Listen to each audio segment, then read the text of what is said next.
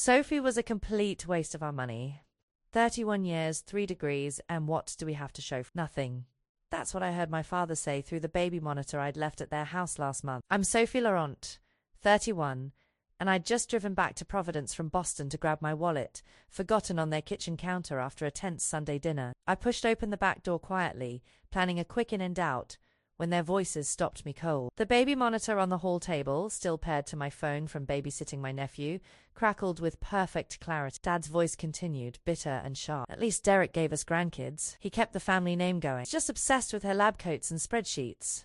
Mum chimed in, her tone dripping with disappointment. I always knew spending money on her education was throwing it away. Women should focus on marriage, not chasing corporate fantasies. My brother Derek laughed, uncomfortable but complicit. Well, you can't change her now. She's too far gone. I stood frozen in that hallway, hand gripping my phone so tight the edges bit into my palm. My wallet sat 3 feet away on the granite counter under the pendant lights Mum had insisted on installing last year. It's the ones I'd paid half for when they claimed the kitchen remodel budget ran over. I hit record on my phone's voice memo app, capturing every word as Dad launched into details about selling Grandma Linda's Cape Cod, the one she'd promised me in whispered conversations during her final summer, the one they'd been handling legal paperwork for since her death 3 years ago. We'll get $420,000 easy in this market, Dad. Clear Derek's gambling debts and that predatory loan we took for his 3rd kid. Sophie doesn't need to know. She never asks about the estate. I grabbed my wallet, slipped back out the door, and drove the 50 miles to Boston in a blur of headlights and exits. That night, in my Back Bay apartment, 18th floor overlooking the Charles River, I replayed the audio 12. Each repetition carved the betrayal deeper. But anger wasn't my dominant emotion anymore. It was clarity, cold and surgical. Hello, beloved listeners. Thank you for joining me today. If you enjoy stories like this, don't forget to subscribe to the channel and hit that notification bell. I'm always curious to know which corners of the world you're tuning in from. Let me know your city in the comments. Enjoy the story. By morning, I'd contacted Caroline, the estate attorney who'd helped negotiate my employment contract when I joined the biotech startup 5 years ago. What my family didn't know was that I'd built something real while they dismissed me as a corporate drone wasting her ovaries on petrol. But let me rewind to where this story actually starts, back when I still believed family meant unconditional support. Growing up in Providence, Rhode Island, in a split-level ranch on the east side where the houses all looked identical except for mailbox color, I learned early that I wasn't the favorite child. My brother Derek, 5 years older, held that crown from birth. He was the son, the one who'd carry the Laurent name forward. The one Mum and Dad spoke about with pride at neighborhood barbecues and church potluck. I was the afterthought, the oops baby who arrived when Mum was 38 and Dad was already dreaming of an empty nest. Derek coasted through high school with C averages and a popular girl, dropped out of community college after 1 semester to work construction, and married his high school sweetheart at 20. By 24, he'd produced the first grandchild, Ethan, and my parents acted like he'd cured cancer. I, meanwhile, graduated top of my class, earned a full academic scholarship to Brown University, and spent my weekends working the front desk at a hotel for $12 an hour to cover books and lab. When I got into Brown's molecular biology program, Dad's reaction was a shrug. That's a lot. What's the end game here, Sophie? Mum was more direct during a tense dinner where Derek and his pregnant wife, Melissa, occupied the seats of honor. You should be focusing on finding a husband, not burying yourself in tech. No man wants a woman smart. I bit my tongue, cleared the plates, and drove back to campus crying so hard I had to pull over on I-95. The pattern repeated throughout my 20s. Derek's second kid, Chloe, arrived when I was defending my undergraduate thesis on gene expression in cancer cells. The family group chat exploded with congratulations and baby photos. My thesis defense, which I mentioned once, got a thumbs up emoji from Dad and nothing from Mum. Derek never read the messages anymore, too busy with diapers and construction site drama. When I applied to MIT for my master's in biotechnology and bioengineering, I didn't tell them until I'd already been accepted with a full fellowship covering tuition and a $32,000 annual stipend. The announcement at Sunday dinner fell flat. Mum pushed peas around her plate. More school. Sophie, you're 23. Most girls your age are engaged. Dad folded his napkin with precision. How much is this costing us? I clarified that it cost them $0, that the fellowship covered everything, that this was a career investment. Grunted. Still seems like a lot of effort for uncertain return. Derek, holding baby Chloe, offered the only support. That's cool, so smart kid stuff. It was patronizing, but it was something. The only person who truly celebrated was Grandma Linda, Mum's mother, who lived in a cottage-style house in Warwick with a garden that smelled like roses and salt air. She'd been a nurse, the first in her family to get a degree, and she saw herself in me. "You're doing what I wish I'd done, Sophie," she said over tea in her sunroom, light filtering through lace curtains. "Don't let them dim that spark, and don't worry about the money. I'm leaving you the Cape Cod house when I'm gone. You'll have a place that's yours, where you can think and rest. That house, a 2-bedroom beach cottage in Dennisport with weathered shingles and a porch overlooking the bay, had been in her family for 40 years. She'd inherited it from her parents, used it every summer, and always said it should go to someone who'd appreciate it, not someone who'd flip it for cash. I hugged her so tight that afternoon, memorizing the lavender scent of her cardigan. She passed away 2 years later at 81 from a stroke that took her in. The funeral was small, held at St. Mary's Church in Providence on a grey November. I flew in from Boston, where I'd just started my master's program, and stood between Mum and Derek in the front pew. Dad read a scripture passage, voice steady. Afterward, at the reception in the church basement, with cold cuts and store-bought cookies, Dad pulled me aside near the coffee. "Your grandmother's estate is complicated. There's the house in Warwick, the Cape Cod place, some savings. We'll handle the legal side." "Don't worry about it," I nodded, too grief-stricken to press. Weeks became months. I called twice asking about the Cape Cod house, and each time Dad gave vague answers. "Probate takes time. The lawyers are slow. We're working on it." Eventually, I stopped asking, buried under coursework and lab rotations that demanded 60-hour weeks. My MIT years blurred together in a montage of pipettes, data analysis, and late-night takeout containers stacked beside my lap. I shared a cramped apartment in Cambridgeport with 2 rooms, paid $950 monthly for a closet-sized bedroom, and survived on ramen upgraded with frozen vegetables. But I thrived academically. My thesis on CRI-SPR applications in genetic disease treatment caught the attention of a Boston-based biotech startup, GenePath Solutions, founded by 2 former MIT professors betting big on personalized medicine. They offered me a junior analyst position at $62,000 annually. I accepted before the ink dried on my diploma. At 26, I started at GenePath in a converted warehouse in the Seaport District, all exposed brick and standing debt. The company had 22 employees, $8 million in Series A funding, and a mission to revolutionize genetic testing for cancer. I worked under Dr. Aisha Patel, the chief science officer, who became the mentor I'd never had. She was demanding, brilliant, and uninterested in my personal life beyond whether it interfered with deadline. Perfect. I spent 18 months designing protocols for genetic sequencing that reduced error rates by 14% and cut processing time from 8 days to 4. When GenePath submitted our lead product for FDA approval, I authored half the technical documentation, 340 pages of clinical data and safety proof. We got approval on the first submission, a near miracle in biotech. The board promoted me to manager of research and development at 28, bumping my salary to $140,000 plus stock options that seemed theoretical at the time. I moved to a 1-bedroom in South Boston, nothing fancy but mine, with a parking spot and a view of the harbor if I leaned out the bathroom window. Family contact during this period was minimal. I attended mandatory holidays, Christmas and Thanksgiving, where I sat at the kids' table despite being in my late 20s because Derek's children occupied the real estate in my parents' heart. Derek had 3 kids by then. The third, Mason, born when I was 27, quit construction after a back injury, collected disability, and worked sporadically doing handyman gigs under the... Melissa worked part-time at a dentist's office. Money was always tight for them. A fact Mum and Dad discussed with sympathy over turkey and stuffing. Derek's doing his best. Kids are expensive. No one asked about my work. When I mentioned GenePath's Series B funding round, $50 million led by a venture capital firm out of San Francisco, Dad changed the subject to the Patriots playoff. Mum refilled wine glasses and asked Melissa about Mason's priest. I stopped trying after that.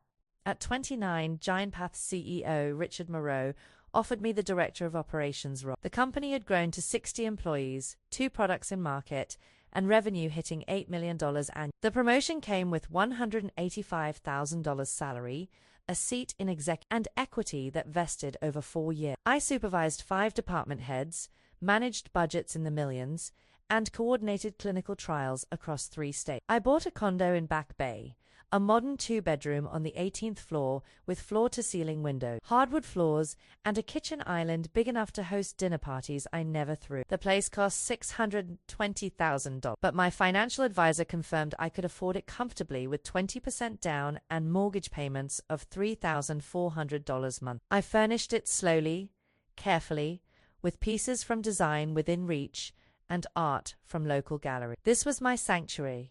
950 square feet that smelled like lemongrass candles and cold brew coffee, where no one could diminish. By 31, Ginpath was preparing for an IPO. We'd expanded to 85 employees, launched a third product, and projected $18 million in revenue for the fiscal. My equity stake, once theoretical, was now valued at roughly $3.2 million pre-IPO. Richard hinted at a coup promotion once we went public, a title that would come with serious compensation. I'd made it, built a career on intelligence and relentless work, proving every doubter wrong. My parents never acknowledged. The Sunday before I forgot my wallet, I drove to Providence for Derek's birthday. He was turning 36, celebrating with cheap beer and a grocery store sheet cake in my parents' dining. His kids ran circles around the table, screaming about Minecraft. Melissa looked exhausted, hair in a messy ponytail, trying to wrangle Mason away from the frosting. Mum served pot roast. Dad carved meat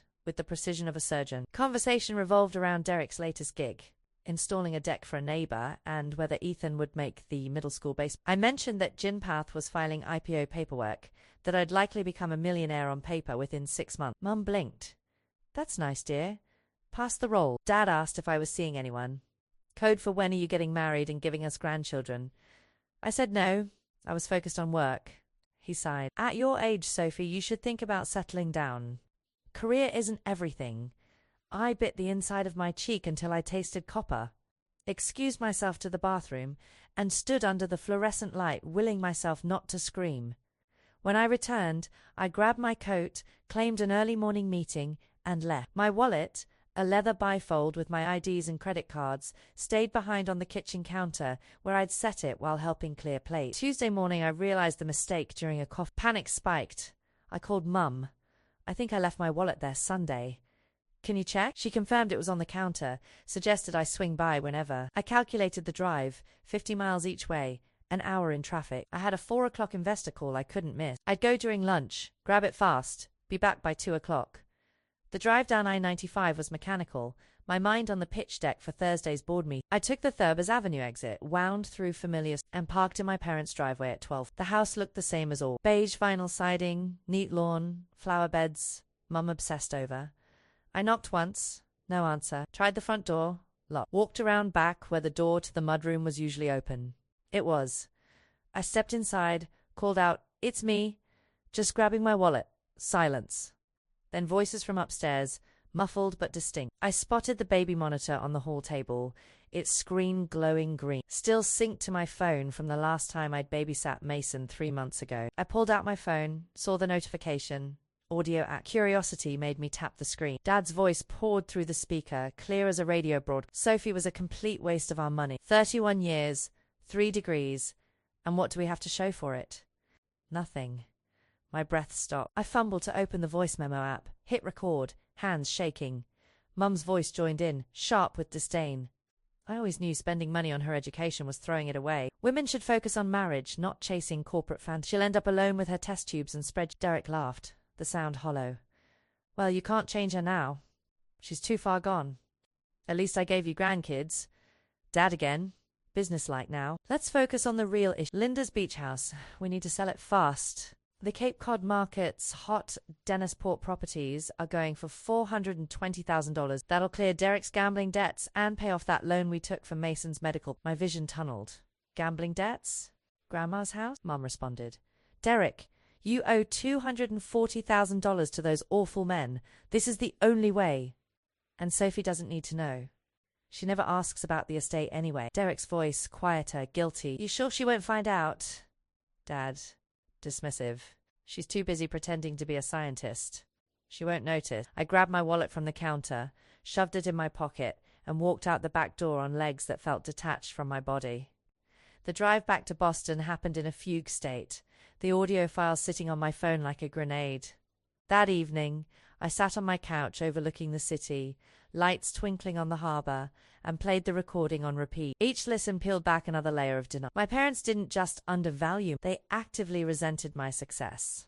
They'd stolen my inheritance, Grandma's house, to bail out Derek's gambling addiction, and they'd done it in secret, counting on my silence and compliance. By midnight, I'd made a list. Contact a state lawyer, hire private investigator, gather financial records, build airtight case. No confrontation until I held every card. Wednesday morning, I called Caroline Hayes at Hayes & Associates, the attorney who'd negotiated my Giant Path employment contract. Her office occupied the 12th floor of a glass tower in the financial. All minimalist furniture and degrees from Harvard Law on the wall. I sat across from her at 9 a.m., played the recording, and laid out the Caroline, mid-40s, with silver-streaked hair and a reputation for winning impossible cases, listened without interrupt. When I finished, she leaned back, fingers steep. This is estate fraud. If your grandmother's will specified the Cape Cod property for you and your parents sold it without executing probate that's actionable.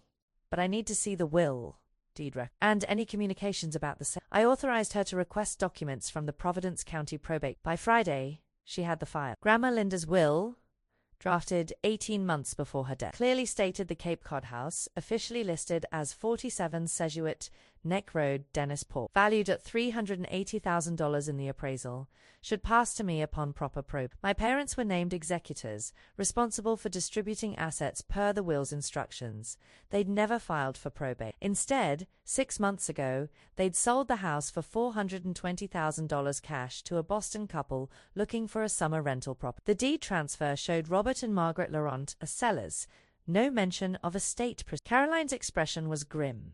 They committed fraud. They acted as if they owned the property outright, bypassed probate, and pocketed the proceeds. You have grounds to sue for the full amount plus damages and legal. I hired a private investigator next. Marcus Chun, a former cop turned freelancer who specialized in financial forensics. I paid his $5,000 retainer from savings and gave him Derek. Within 2 weeks, Marcus delivered a report that made my stomach. Derek owed $240,000 to a network of underground books, accumulated over 4 years betting on sports through an offshore app. He'd maxed 3 credit cards, $18,000 each, and taken a title loan on his truck. My parents had refinanced their house twice in the past 3 years, pulling out $150,000 in equity to cover Derek's debts and their own spending. The most recent loan, a predatory agreement with a 12% interest rate, was taken 8 months ago for $75,000.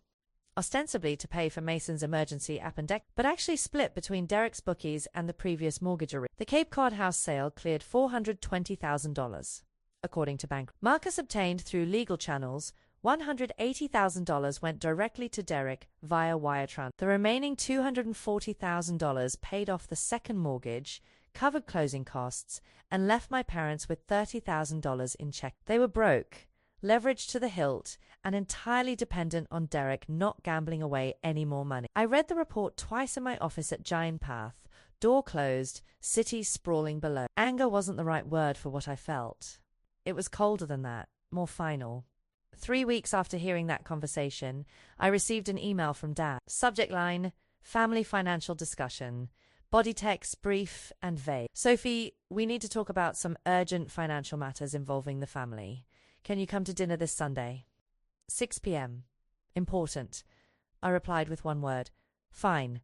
That Sunday. I dressed in a charcoal blazer and the uniform of someone who meant business. I drove to Providence with Caroline's number on speed dial and Marcus's report in my bag, printed and highlighted. Dinner was set in the dining room, the table covered with Mum's good linen cloth, the one reserved for holiday. Derek and Melissa sat on one side, looking uncomfortable. Ethan, Chloe, and Mason were at Melissa's parents', conveniently absent. Mum served baked chicken and roasted vegetables, her stress visible in the way she oversalted everything. Dad poured wine, offered me a glass. I declined. He cleared his throat. Sophie, thank you for coming. We wanted to discuss something as a family. I waited, face neutral. Mum jumped in, her voice pitched high with false warmth. We're in a bit of a financial bind, dear. Some unexpected expenses have come up. Medical bills and such, and we were hoping you could help. Derek stared at his plate. Melissa twisted her napkin. Dad took over, more direct. We need $180,000. We know you're doing well at your company, and this would be a loan we'd pay you back once things stabilize. I sipped water, let the silence stretch. What are the expenses for? Mum stammered. Well, Derek's truck needs repairs, and there are some outstanding medical bills from Mason's surgery. And the mortgage, we're a bit behind. I turned to Derek. How much do you owe to bookies? His head snapped up, face draining of color. What? I repeated, slower. How much do you owe to bookies from sports gambling? 240,000. Or has it grown? Melissa gasped. Dad's fork clattered to his plate. Sophie, we're not here to discuss. I cut him off, voice flat. You're here to ask me for $180,000 to cover Derek's gambling debts and the predatory loan you took to cover his previous gambling debt. Don't insult me by pretending it's for medical bill. Mum's face flushed. How dare you? Derek made some mistakes, but family helps family. I smiled, no warmth. Family, interesting word. Let me ask you something else. Where's Grandma Linda's Cape Cod house? The one she left me in her will. The room went silent. The kind of silence that precedes a storm. Dad recovered first, voice tight. That's estate business. I pulled out my phone, opened the voice memo, and played the recording. Their voices filled the room, crackling through the speaker. Sophie was a complete waste of our money. Women should focus on marriage, not chasing corporate fantasies. Let's sell Linda's beach house. Sophie won't notice. I let it play for 90 seconds, then stopped. You sold the house 6 months ago for $420,000. You gave Derek $180,000 direct. The rest paid your debts. You committed estate fraud, bypassed probate, and stole my inheritance. Mum started crying, theatrical sobs. Dad stood, face red. You recorded us? That's illegal. Caroline had coached me for this. Rhode Island is a one-party consent state. I'm allowed to record conversations I'm part of, even if I'm just listening. This audio is admissible. Derek found his voice. Shake. Soph, I didn't know it was supposed to be yours. They said it was theirs to sell. I turned to him, measured. You took $180,000 knowing it came from a house sale. I'm filing a lawsuit against Robert and Margaret Laurent for estate, seeking $420,000 plus interest, legal fees, and punitive damage. I have the will, the deed transfer, and bank records showing the sale and Caroline Hayes, my attorney, has already drafted the complaint. Dad lunged forward. You can't do this. We're your parents. I stood, shouldering my bag. You made it clear I was a waste of money. So I'm taking back what you stole. Expect service of process within a week. Don't contact me again. I walked out, leaving the chicken congealing on plates and my mother's sobs echoing behind me. The lawsuit was filed in Providence County Superior Court 3 days later. Caroline structured it meticulously. Fraudulent transfer of estate asset, breach of fiduciary duty as exec, and intentional infliction of emotional distress. We sought $420,000 for the house value, $50,000 in interest calculated from the sale, $75,000 in legal fees, and $100,000 in punitive damage. Total demand, $645,000. My parents hired a lawyer, some guy named Tom Brennan, who worked out of a strip mall office and charged $200 an hour. He filed a motion to dismiss, arguing that the statute of limitations had expired and that I had no standing since probate was never open. Caroline demolished both arguments in a 40-page response, citing case law and the recording as evidence of active. The judge, a no-nonsense woman in her 60s named Judge Patricia Moreno, denied the motion to dismiss at a hearing I attended via Zoom from my office. She called the case deeply troubling and set a trial date for 4 months out. Discovery was brutal for my parents. Caroline subpoenaed bank records, emails, text messages. She deposed Derek for 6 hours, and he crumbled under question. Admitting he knew the money came from a house sale but assumed his parents owned. She deposed my parents separately. Mum cried through her deposition, claiming they'd acted in Derek's best interest. That family was more important than legal technicality. Dad tried to argue that Grandma Linda had verbally changed her mind before dying, that she wanted the house sold to help the family. Caroline asked for proof. He had none. Marcus's financial forensics became Exhibit A through M bank statements, showing the $420,000 deposit. Wire transfers to Derek. Credit card statements proving gambling. The title loan on Derek's truck. The predatory mortgage my parents took. Every number built the case that they'd stolen my inheritance to fund Derek's addiction. Melissa filed for divorce from Derek halfway through discovery. She'd had enough, the stress and debt crushing her. She took the kids, moved in with her parents, and sued for full custody. Derek, now living in my parents' basement, had no income, no prospects, and a gambling problem he refused to address. The trial lasted 3 days in October. Caroline presented our case with surgical precision. She played the baby monitor recording in open court. She walked through Grandma Linda's will, highlighting the specific bequest. She showed the deed transfer, demonstrating that my parents sold the house without legal authority. She presented the bank record, tracing the money directly to Derek. My parents' lawyer tried to argue that Grandma Linda's wishes were unclear, that the will was ambiguous. Judge Moreno shut him down. The will states, I leave 47 Sejuet Neck Road, Dennis, to my granddaughter Sophie Leroy. There's nothing ambiguous about that. He tried to claim I'd abandoned my claim by not pursuing probate. Caroline countered that I'd been lied to repeatedly about the status of the estate, and the recording proved active concealment.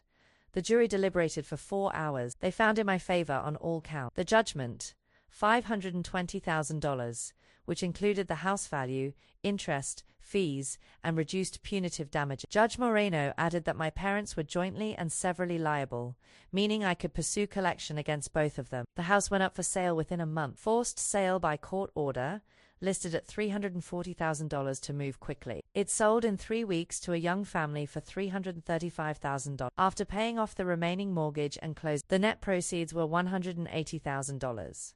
That went directly to me. My parents' retirement accounts were next. Dad had a 401k with $120,000.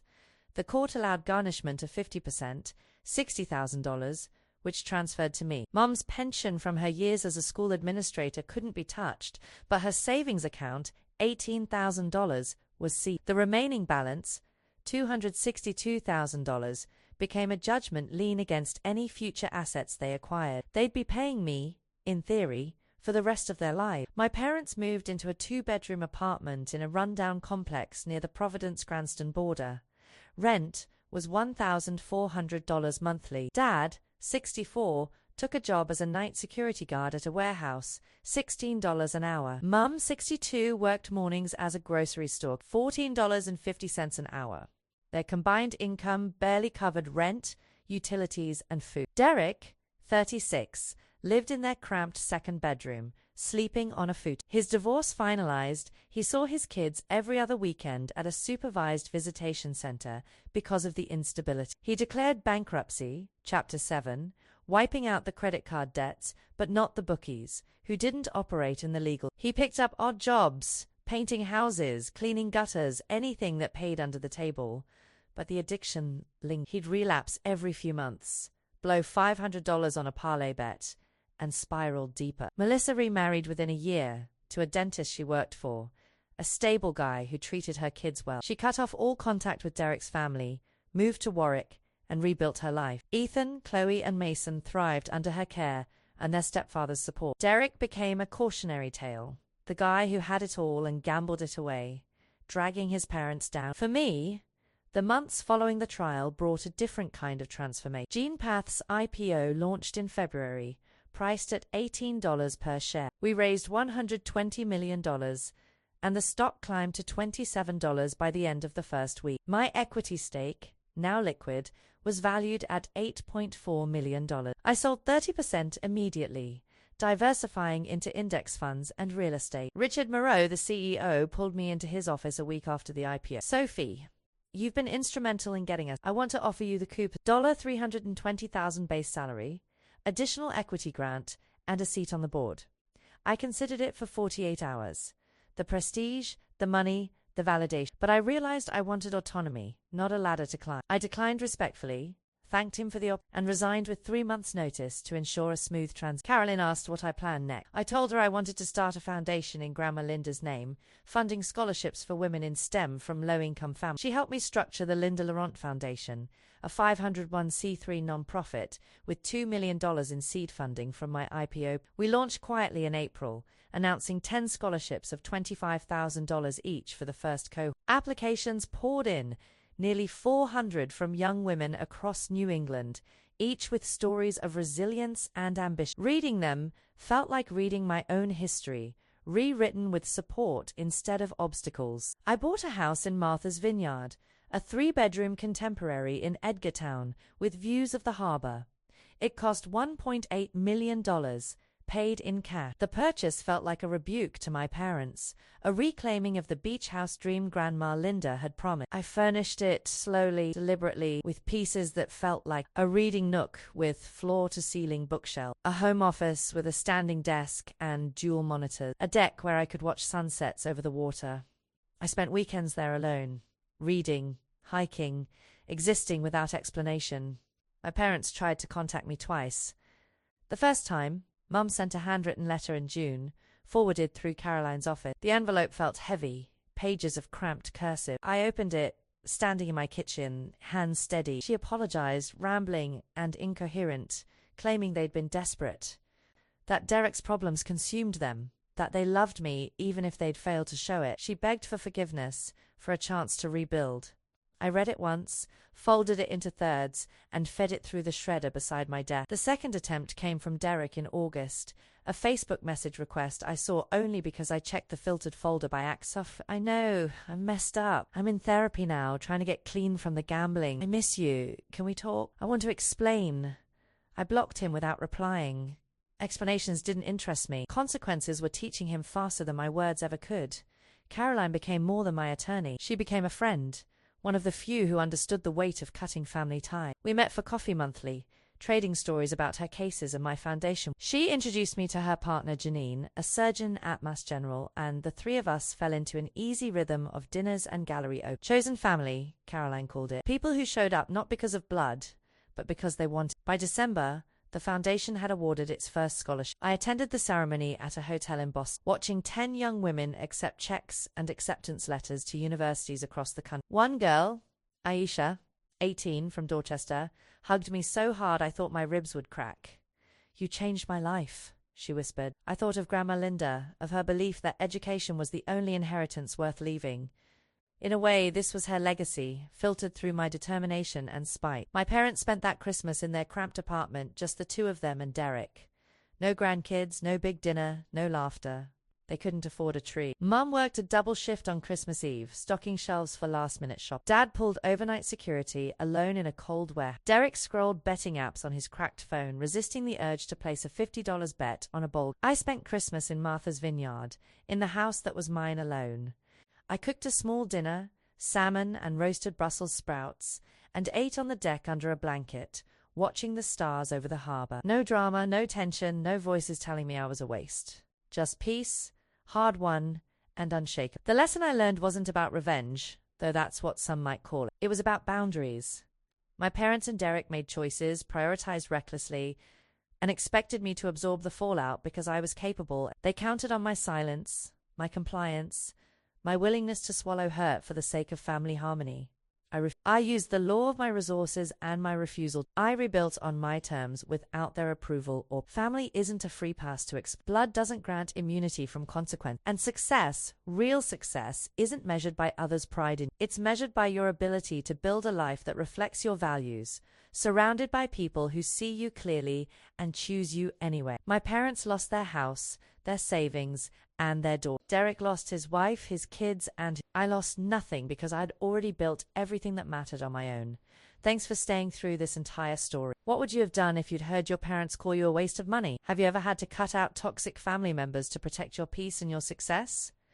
Drop your thoughts in the comments below. If this story resonated with you, smash that like button and subscribe for more stories about boundaries, justice, and building the life you deserve on your own terms. See you in the next one.